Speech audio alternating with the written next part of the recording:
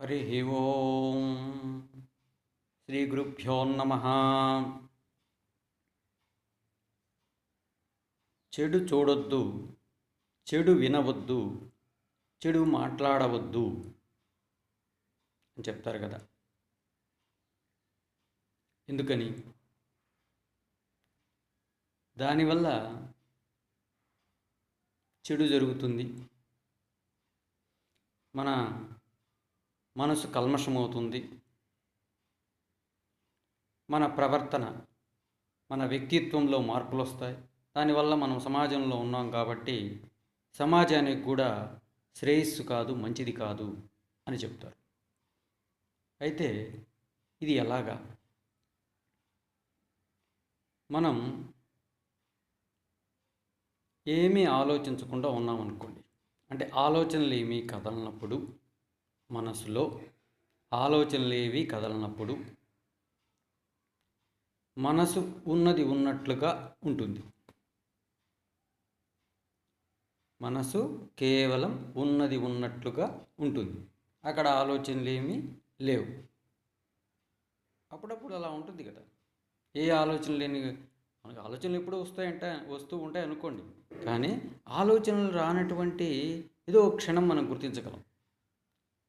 అలాంటి క్షణంలో మనసు ఉందా లేదా అంటే ఉంది, నేను ఉన్నానా లేనా అంటే ఉన్నాను అని అనిపిస్తూ ఉంది. ఆ స్థితి కేవల అస్తిత్వపు స్థితి, మనసు ఉన్న స్థితి. దాన్నే త్యాగరాజస్వామి వారు తెర అంటారు. ఇది స్క్రీన్, దీని మీద ఇక బొమ్మలు వస్తాయి. ఆ బొమ్మలను మనము అనుకుంటాం, ఆ బొమ్మలతో తాదాత్మ్యం అవుతాం. దానివల్లనే రాగద్వేషాలు, సుఖదుఖాలు, కోపము, భయము ఇవన్నీ వచ్చేస్తాయి, అరిషడ్వర్గాలు. అయితే ఇవన్నీ ఎలా వస్తున్నాయి?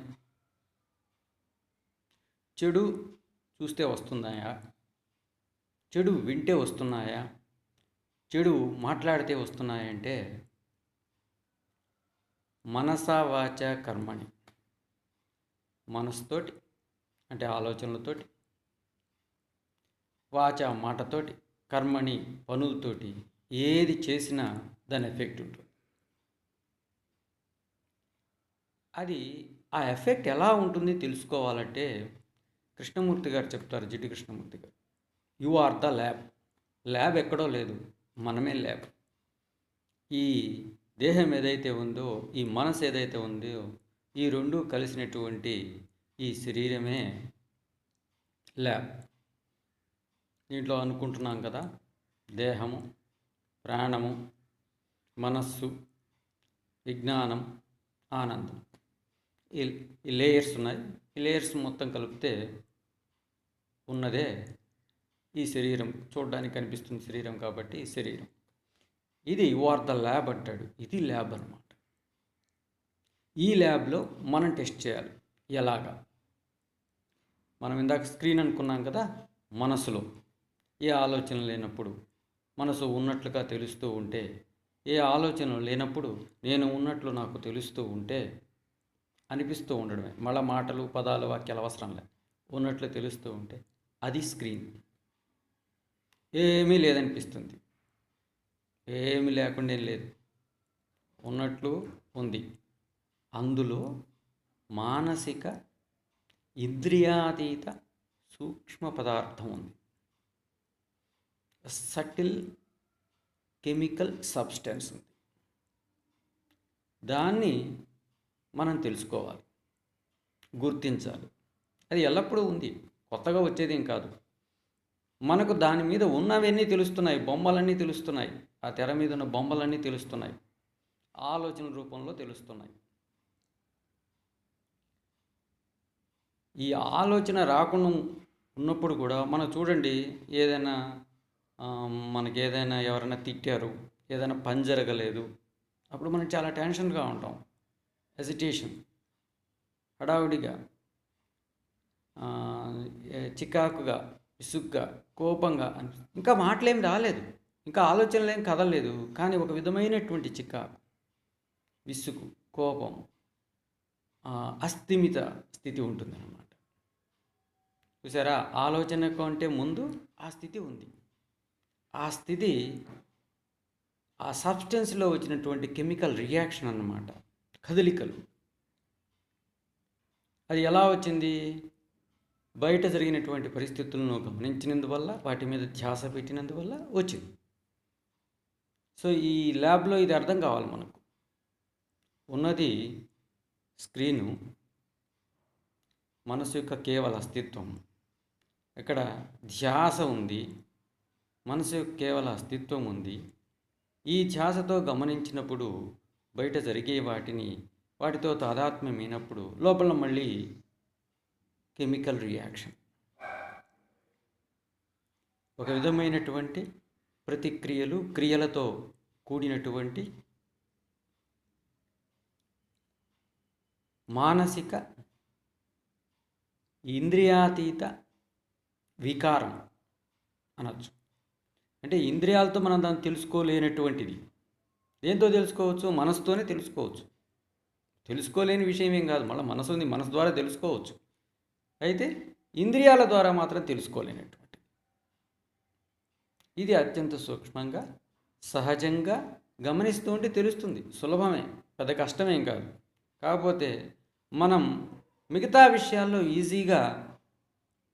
ఈజీగా సులభంగా ఉన్న వాటితోటి తాదాత్మ్యం చెందిపోయి వాటితో అలవాటు పడిపోయాం కాబట్టి మనకు కొంచెం కష్టం అనిపిస్తుంది. ఎందుకంటే మనం అంత సమయము ఇవ్వలేం కాబట్టి. సమయం ఇవ్వగలిగితే సులభమే, పెద్ద కష్టమని మనం కూర్చొని హాయిగా చక్కగా చేసి తెలుసుకోవచ్చు ఈజీగా.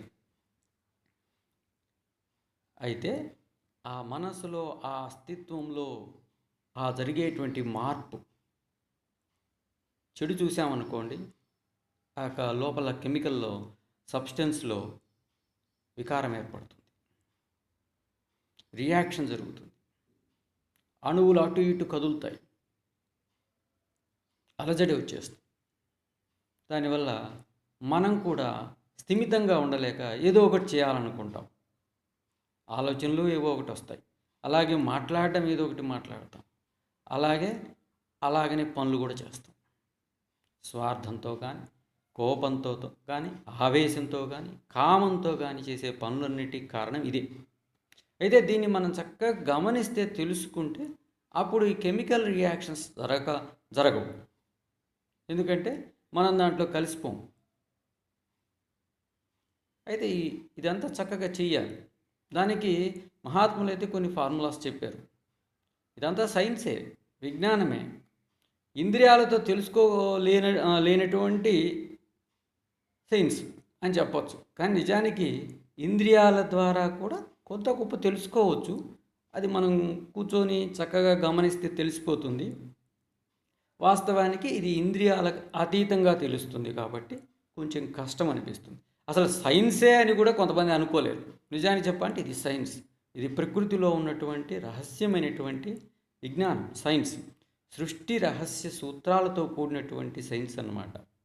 దీన్ని చక్కగా మనం అర్థం చేసుకున్నాం అంటే దాంట్లో మూలం చూసావా, మన శరీరంలోనే ఉంది, మనిషిలోనే ఉంది. చక్కగా ఈ సమస్త సృష్టి కూడా ఎలా కదులుతూ ఉంది, ఎలా జరుగుతుంది అనేది మనకు అర్థమైపోతుంది. దాన్ని చక్కగా చూడాలంటే ఈ మహాత్ములు చెప్పినటువంటి కొన్ని సూత్రాలను మనం స్టడీ చేయాలి, రీసెర్చ్ చేయాలి ఈ ల్యాబ్లో. అప్పుడు మనకు అర్థమైపోతుంది. చూడండి, కాళహస్తి గురువు గారు ఒక ఫార్ములా చెప్తారు. ఏంటయ్యా అంటే, ఆ ఫార్ములా ఏంటంటే, జాగ్రత్త అవస్థ ఒక పెద్ద కళ, అది అబద్ధం, నిజం కాదు. నేను డాష్ అనేదే నిజం, అదే నీవు అంటారు. చూసారా, ఎప్పుడైతే జాగ్రత్త అవస్థ ఒక పెద్ద కళ అంటున్నామో, జాగ్రత్త అవస్థలో జరిగే వాటి మీద మనకు కళలో అన్నిటి మీద ఏదో మమకారం ఉన్నట్లు అంతా అనిపిస్తుంది కదా. అది ఇష్టం, అది జరిగింది, ఇది జరిగింది, అప్పుడు బాగా చాలా టెన్షన్ పడిపోతుంటాం కళలో ఏదైనా జరిగినప్పుడు. కానీ కళ అయిపోయిన తర్వాత ఎలా ఉంటుంది, అరే కళే కదా అనుకుంటాం. అలాగే ఇది ముందే కళ అని కానీ మనం స్పష్టంగా తెలుసుకొని గాఢంగా మన ఒంట్లో, మన మనసులో పట్టించుకొని కానీ గమనిస్తే ఈ జాగ్రత్త అవస్థలో ప్రతి ఒక్క దాంట్లో ఇంతకు ముందులాగా తాదాత్మ్యం చెందిపోం. అంత గాఢంగా భయపడం, బాధపడం, ఆందోళన చెందం. ఇది కలే కదా, ఇది నిజం కాదు, అబద్ధం కదా అని చెప్పేసి అంత గాఢంగా దాంట్లో పెనవేసుకొని పోము. ఎప్పుడైతే పెనవేసుకొని పోమో అప్పుడు ఈ విజ్ఞానం మొత్తం చక్కగా అర్థమవుతుంది. ఇంకా ఏమంటారు? నేను డాష్ అనేది నిజం. నేను డాష్ అంటే ఏంటి? ఆలోచనలు ఏమి కదలనప్పుడు మనసుంది అంటే నేనున్నా ఉన్నట్లు నాకు అనిపిస్తుంది, తెలుస్తూ ఉంది, స్ఫురణ ఉంది. కానీ ఏ పదాలు, వాక్యాలు, మాటలు ఇవన్నీ కదలటం లేదు. ఆ స్థితి ఏదైతే ఉందో అదే నేను డాష్. నేను పలానా వ్యక్తిని అనుకున్నాను అనుకోండి, అయిపోయింది. నేను డాష్ కాదు, మీరు దూరం వచ్చేసాడు, ఆల్రెడీ తాదాత్మ్యం అయిపోయారు. ఇంక ఖచ్చితంగా మీరు ఈ సృష్టి లోపల పడిపోయారు. వాటి యొక్క ప్రభావం అంతా మీ మీద ఉంటుంది. రాగద్వేషాలు, అరిషడ్వర్గాలు, ఇవన్నీ ఉంటాయి, సుఖ దుఃఖాలు ఇవన్నీ ఉంటాయి. కాబట్టి నుంచి వాటి నుంచి బయటపడడం మళ్ళీ కష్టం, మళ్ళీ మీరు యుద్ధం చేస్తున్నట్టు అవుతుంది. కాబట్టి ఆయన చెప్పిన ఫార్ములా ఏంటి? జాగ్రత్త అవస్థ ఒక పెద్ద కళ, అబద్ధం, నిజం కాదు. నేను డాష్ అనేదే నిజం, అదే మీరు. దీన్ని ఊరికేదో విన్నామంటే కాదు, ఇది చక్కగా వంట పట్టించుకోవాలి, పలుసార్లు గుర్తు చేసుకోవాలి. అది అనుకునేటప్పుడు ఏ విధమైన భావన కలుగుతుందో గుర్తించాలి. ఆ భావన వల్ల మనలో వచ్చే మార్పు ఏంటో ఈ ల్యాబ్లో గమనించాలి. అప్పుడు మనకు తెలుస్తుంది దాని యొక్క ప్రభావం ఏంటి అని. ఎప్పుడైతే ఇది గాఢంగా మనలో పెనవేసుకుపోతుందో ఆ భావన పూర్తిగా అణువణువులో, నరనరాల్లో, రక్తంలో, కండలో కూడా చేరిపోతుందో అప్పుడు దాని యొక్క ఎఫెక్ట్ పరిపూర్ణంగా తెలుస్తుంది.